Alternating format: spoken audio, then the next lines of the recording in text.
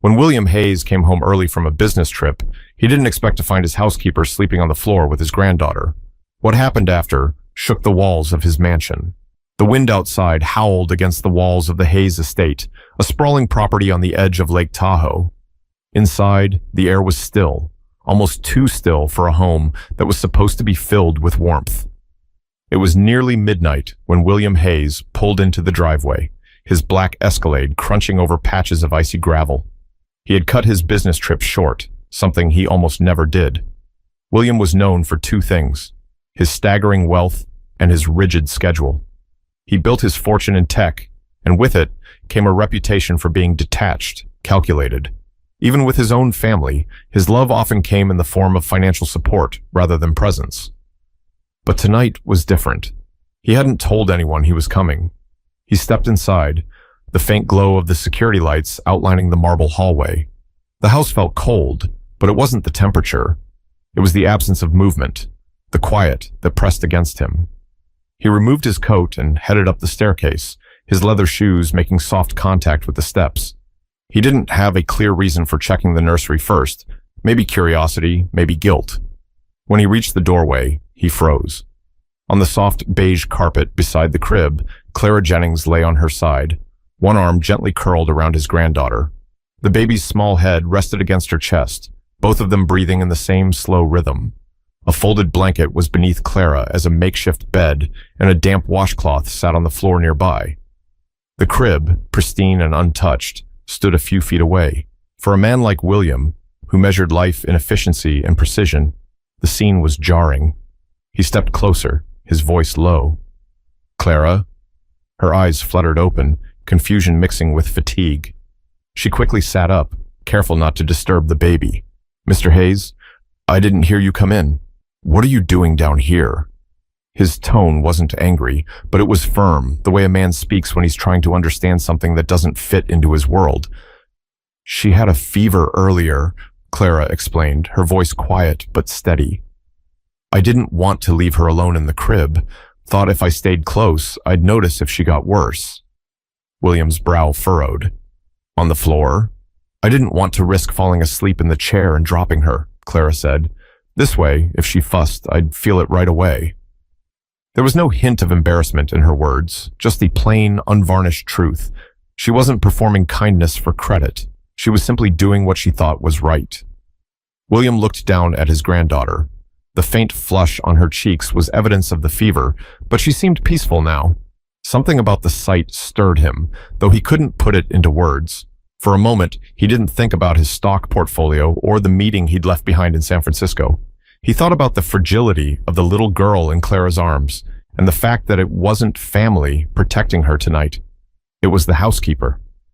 Clara adjusted her position slightly, mindful of his gaze. "I know it's not how things are usually done," she added, "but sometimes the usual way isn't the best way." William didn't respond right away. His instinct was to remind her of the household standards, to keep the lines clear between staff and family. But instead, he found himself watching the way Clara shielded the baby with her body, the way her fingers rested lightly on the child's back as if she were made of glass. The silence stretched until it became almost uncomfortable. Finally, William spoke. "Put her in the crib. You need rest, too." Clara nodded, though her eyes lingered on the baby a moment longer before she stood. She placed the infant gently into the crib, tucking the blanket around her. William watched every movement, noticing how deliberate, how careful they were. When Clara straightened, she met his eyes again. "She's a good baby," she said softly. "She just needs someone close sometimes. We all do." He didn't have a response for that, not one he was willing to share. Instead, he stepped back from the doorway, letting her pass. But as she walked by, he caught the faint scent of lavender from her sweater, the same scent that now clung to his granddaughter.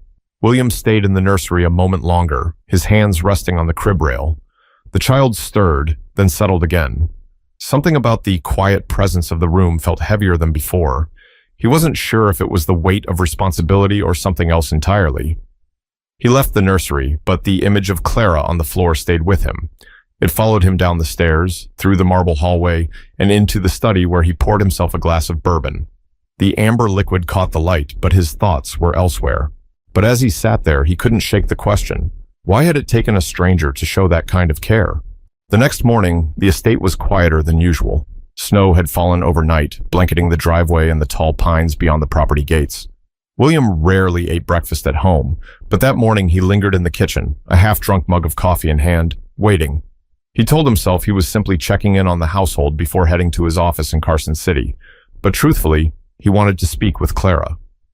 She appeared just after 8, her hair pulled back in a simple bun, dressed in a navy sweater and gray slacks. She carried the baby on her hip, a small bottle tucked in the crook of her arm. The child's fever had broken, and a faint smile played across her lips as she stared up at Clara. William gestured toward the table. "Can you sit for a moment?" Clara hesitated, adjusting her grip on the baby. "Of course, sir. Just let me put her down." When she returned, she folded her hands on the table, her posture straight but not stiff. "Is something wrong?" William studied her for a moment as if trying to decide whether this was a conversation he even wanted to have. "Last night, when I came home, I wasn't expecting to find you on the floor like that." Her gaze didn't waver. "I know it's not exactly professional, but she needed me close. That's all there was to it." "I'm not saying you did anything wrong," William replied, his voice measured. I've never seen anyone care for her like that. Not even—" He stopped himself, unwilling to finish the sentence about his daughter's detached style of motherhood. Clara broke the silence. "When my youngest was born, she had trouble breathing. I spent nights sitting on the floor next to her bassinet, too scared to sleep in my own bed. I guess old habits stay with you." Her words were a matter of fact, but they carried an undercurrent of memory, the kind that's stitched into you so deeply it can't be separated from who you are. William leaned back in his chair. "Most people would have called a nurse, or at least asked for help. Most people don't see the difference between looking after someone and truly being there for them," Clara said gently. "Sometimes you have to do what's inconvenient if it means the person in your care feels safe." For a moment, William's expression shifted, something between defensiveness and curiosity. "You're telling me you slept on that floor because it was the better thing to do?" "Yes," she said plainly. "Not because I had to, but because I wanted to. That's the only reason that matters." There was no challenge in her tone, but the words stayed with him, hanging in the air between them. William wasn't used to being spoken to in such a way, not disrespectful, but unflinchingly honest. It made him uncomfortable, and he wasn't sure why. He cleared his throat. "Do you always work like this? Going above what's expected?" Clara gave a small shrug. "I work the way I'd want someone to treat my own children or grandchildren. Money's part of a job, but it's not the whole of it." Something in that answer unsettled him, not because he disagreed, but because it reminded him of a truth he'd managed to avoid for years, that being present is not the same as being available. The kitchen clock ticked softly in the background. William realized he'd been staring at the same point on the table, lost in thought. He shifted, trying to reclaim his usual composure. "You know," he said finally, "most employers wouldn't like the idea of staff sleeping in the nursery." "I understand that," Clara replied. "And if you'd prefer I didn't, I won't do it again. But I wouldn't change what I did last night." Her certainty was disarming. It wasn't arrogance, it was conviction, built from years of knowing when to stand firm. William found himself almost respecting her for it. Before he could respond, the baby let out a small cry from the other room. Clara excused herself, disappearing down the hallway. William sat alone for a moment, swirling the last of his coffee in the cup. He told himself this was just a matter of household boundaries, that nothing more would come of it. But he knew that wasn't true. When Clara returned, the baby rested against her shoulder, already calming. William stood, straightened his jacket, and cleared his throat. "Thank you for explaining yourself," he said. "I appreciate the honesty." Clara gave a polite smile. "Honesty's easier than remembering a story you made up." William almost smiled at that. Almost. He left the kitchen, telling himself he needed to get to his office. But as he stepped outside into the cold, the conversation replayed in his mind. There was something about the way Clara spoke, direct, unpolished, real, that made it difficult to file the incident away as a minor anomaly. But the rest of the staff wouldn't let it fade quietly, and that was when the whispers began. By midday, the kitchen had become the quiet stage for a different kind of performance. Half-spoken comments, sideways glances, and the soft clink of cutlery against china. In a house as large as the Hayes estate, news traveled in strange ways. Sometimes it moved in the open, like a gust of wind through an open door. Other times, it crept in like steam, curling around corners until it touched every room. Clara was in the pantry restocking formula when she overheard the first murmur. "Can you believe she was in the nursery all night?" whispered Denise, the head housekeeper, to Martha, the family's chef. "On the floor, with the baby." Martha kept her voice low, but her tone was pointed. "That's not part of her job description. Boundaries are there for a reason." Clara kept her back turned, pretending to read the label on a box of cereal. She had no interest in defending herself to people who had already made up their minds, but it didn't stop there. As she moved through the house, changing linens, folding laundry, she caught fragments of the same conversation in different voices. "They say Mr. Hayes saw it himself." "Well, you know he's particular. Wonder what he thought." "I heard his daughter isn't happy about it." It didn't take long for Clara to realize that what had happened in the nursery wasn't staying between her and William. The staff seemed split into two camps, those who thought her actions were an overreach, and those who saw it as an act of rare compassion. Later that afternoon, William crossed paths with Denise in the hallway. She was always careful with her words around him, but her curiosity outweighed her restraint this time. "Sir, I hope you don't mind me asking," she began cautiously, "but is everything all right with the baby?" "She's fine," William replied, his tone clipped. "Why?" "Oh, no reason. Just, we heard you were in the nursery last night, that you found Clara—" William cut her off with a glance that made her step back slightly. "I don't recall asking for your opinion on the matter, Denise." Her lips pressed into a thin line, but she nodded once and excused herself. Still, he knew her version of that conversation would find its way to the others by dinner. By evening, the undercurrent of speculation was impossible to ignore. Even the groundskeeper, who rarely spoke to the indoor staff, muttered something about how different things were getting as William passed him near the garage. At dinner, William sat at the far end of the long mahogany table, his daughter Amanda seated halfway down. She was tapping through her phone, barely glancing up as she asked, "So I hear you came back last night." He set his fork down. "Who told you that?" "Amanda," he said evenly. "I didn't realize my travel schedule was a matter for the household committee." Her lips curved into a dry smile. "It is, when it involves the help." He met her gaze, unflinching. "Clara did what she thought was best for your daughter." "That's not her place," Amanda shot back. "I have rules for a reason." "She was sick," William said. "Fever. Clara stayed close so she could watch her. Do you have a problem with that?" Amanda set her phone down, leaning forward slightly. "Yes, I do. That's exactly the kind of thing that blurs lines. Today it's the nursery. Tomorrow it's what? Taking her out without permission? Deciding what's best without asking me?" William didn't respond right away. The conversation wasn't about Clara anymore. It was about control and the way Amanda saw the people who worked in the house. When dinner ended, he walked alone down the hallway toward his study. From somewhere behind him, he caught the sound of Martha's voice. "Mark my words, this isn't going to end quietly."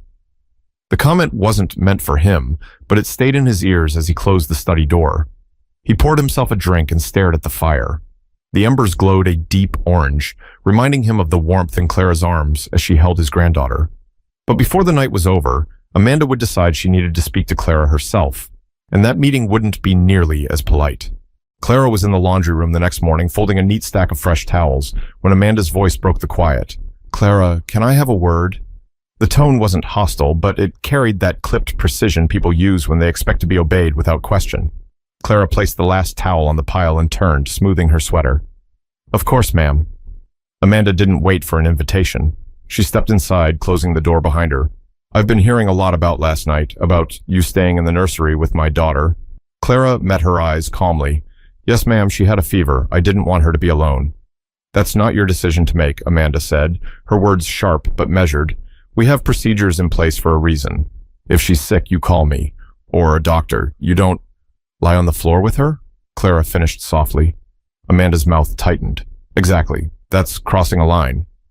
Clara didn't look away. "I understand your concern, but sometimes a baby needs more than a bottle and a blanket. She needed to feel safe. If that meant I was on the floor all night, then that's what I was willing to do." Amanda's eyes narrowed.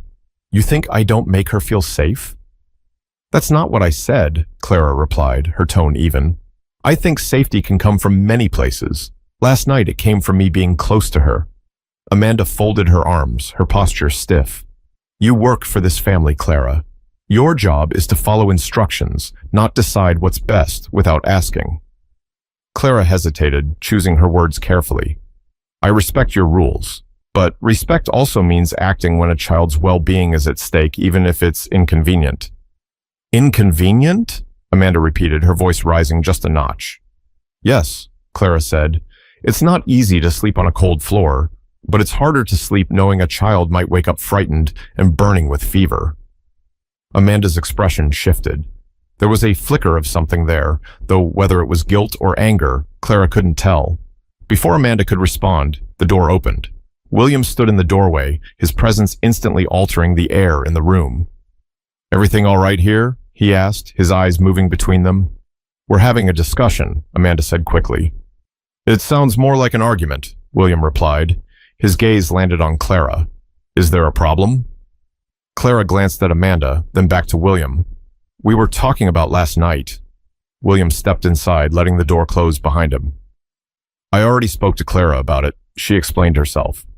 And I'm telling you, it's a boundary issue, Amanda said. It's unprofessional. William's voice was calm but edged with steel. Professionalism doesn't mean leaving a sick child to sleep alone so we can all be comfortable. Clara made a call I agree with. Amanda stared at him. You're siding with her?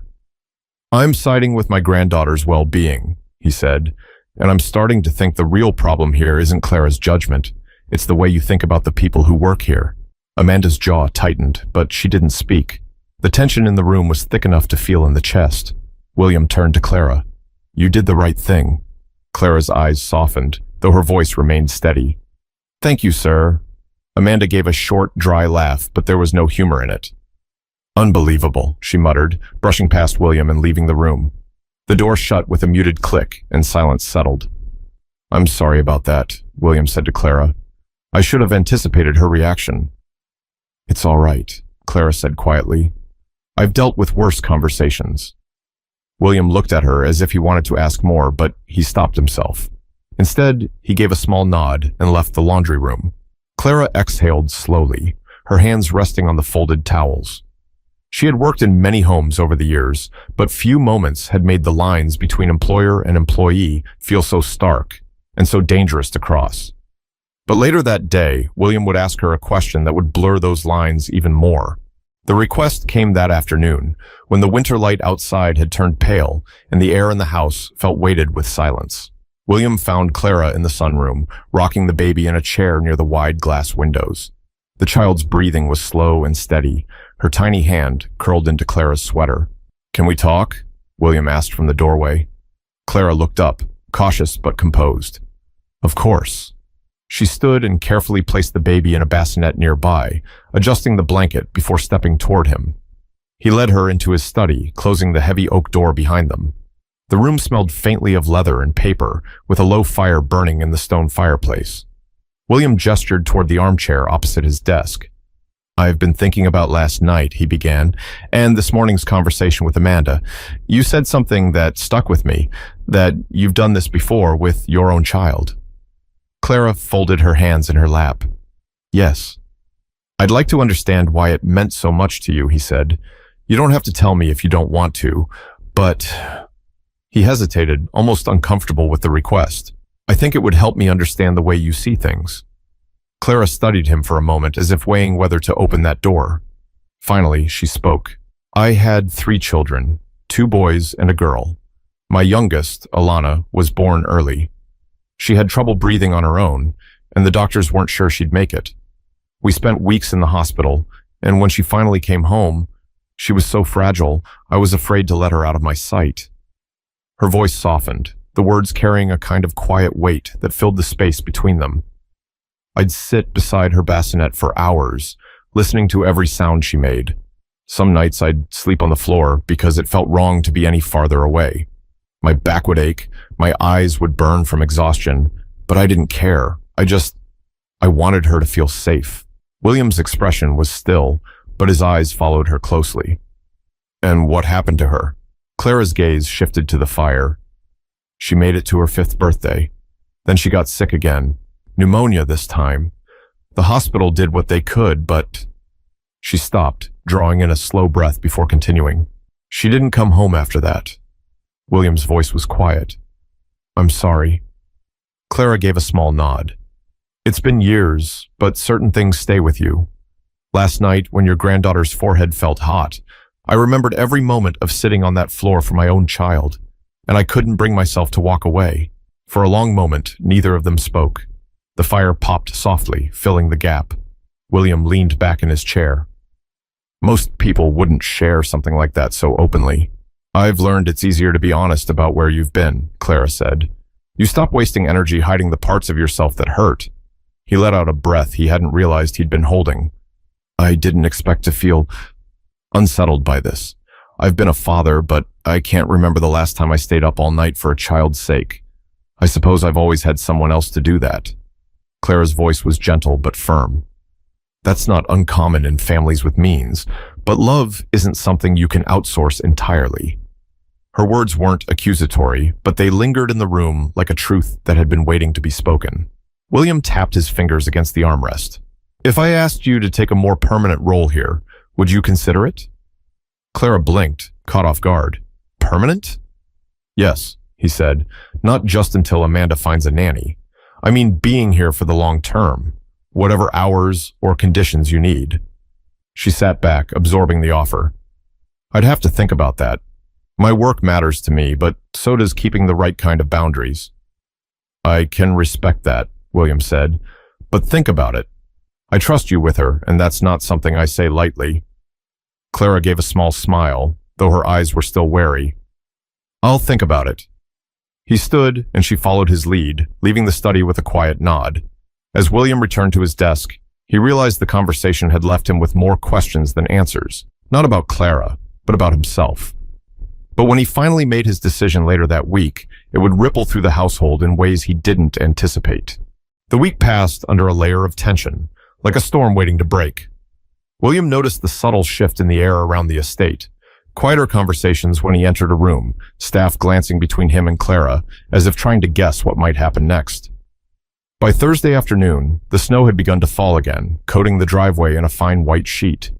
William sat in his study, staring at a stack of contracts that seemed less urgent than the thought circling his mind for days. Finally, he pushed the papers aside and reached for the phone. Can you come in for a moment? He asked Clara when she answered. She appeared a few minutes later, wiping her hands on a dish towel. Is something wrong? No, William said, standing from his chair. I've made a decision about your position here. Clara stayed near the doorway, her posture straight but cautious. All right. I want you to stay, he said plainly, not as temporary help, but as a permanent caretaker for my granddaughter. Full salary, full benefits, your own living quarters in the guest wing. You'd have complete authority over her daily care. Her brow furrowed slightly. That's a generous offer, Mr. Hayes, but what about Amanda? She was clear about wanting a nanny of her choosing. I'll handle Amanda, he said, his tone leaving no room for argument. My decision stands. Clara didn't answer immediately. Instead, she walked closer to the desk, her eyes fixed on him as if weighing the sincerity of his words. Why the change of heart? William considered his answer. Because I've seen the way you care for her. It's not just skill. It's something else. Something she needs. Something I can't buy from an agency. That something else is what got me in trouble with your daughter, Clara said with a faint, dry smile. Yes, William admitted. And I'd rather have someone who's willing to cross a line for the right reasons than someone who stays in their lane while the child suffers. Her eyes softened, but she didn't let her guard down completely. You understand this could cause friction in your family. I've lived with worse, William said. Besides, if my family can't handle a decision made for a child's welfare, then maybe the problem isn't the decision. Clara exhaled slowly. All right, I'll stay, but I want to make one thing clear. I'm here for her, not for politics, not for appearances. If that becomes a problem, then it will be my problem to solve, William finished. They held each other's gaze for a beat longer before Clara extended her hand. He shook it, his grip firm, the agreement sealed without another word. Later that evening, the change became official in the most visible way possible.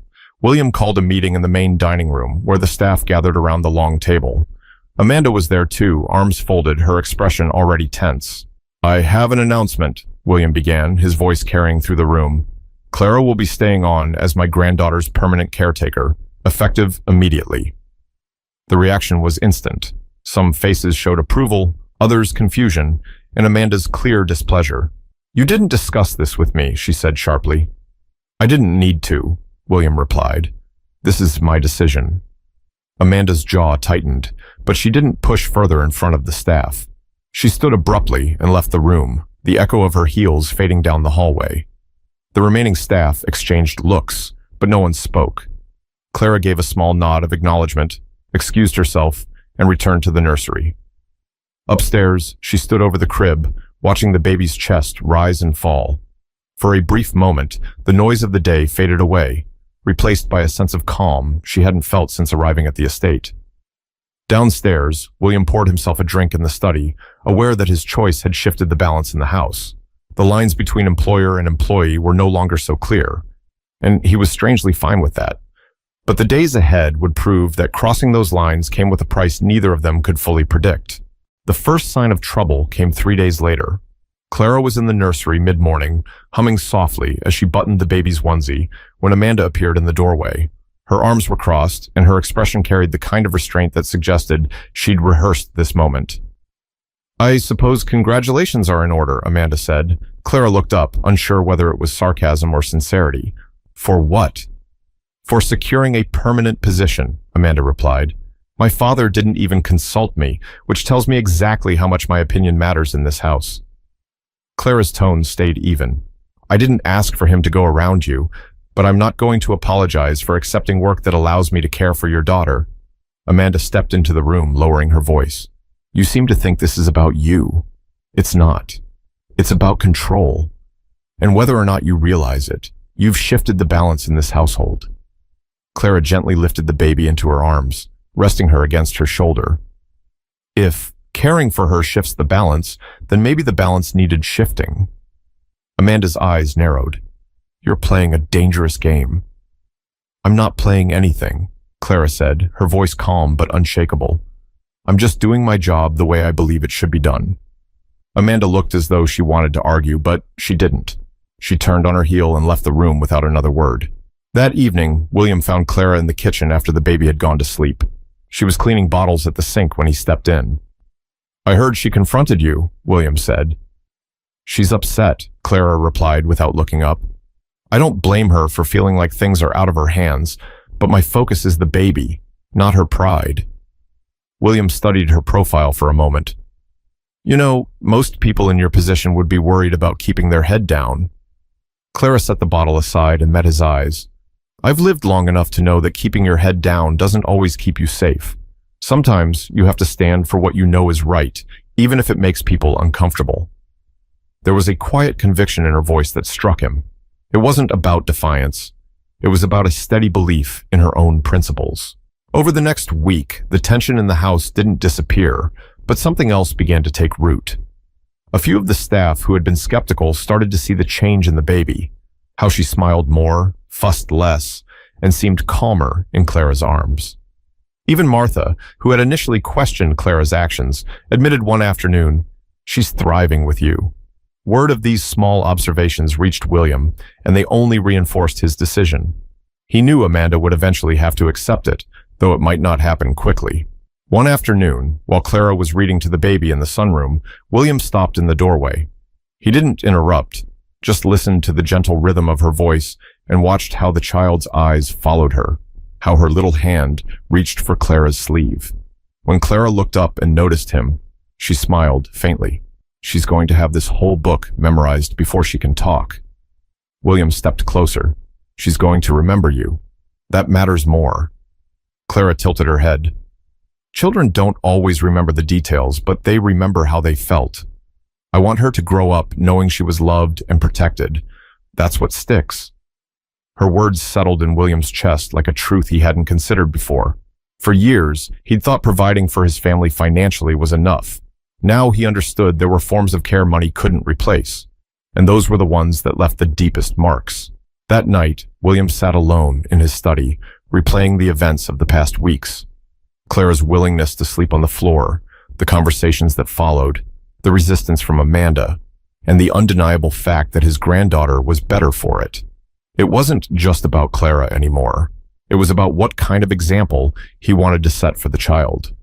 That meant choosing presence over distance and humanity over pride. The next morning at breakfast, William addressed Amanda directly. "We may not agree on how this happened," he said, "but Clara's staying because she's the best thing for your daughter. I hope one day you'll see that." Amanda didn't answer, but she didn't argue either. And for now, that was enough for William. Later, Clara carried the baby outside, bundled in a warm blanket, and stood on the patio overlooking the snow-covered pines. She breathed in the cold air and felt the baby's tiny body relax against hers. She thought about all the homes she'd worked in, the children she'd cared for, and the losses she'd endured. And she knew this much was true. Love, when freely given, had the power to change more than just the person receiving it. If you've ever seen someone go beyond what's expected just to show care, remember, those moments don't just pass by. They shape lives. And if you believe in that kind of care, subscribe and stay with us for more stories that remind us what truly matters.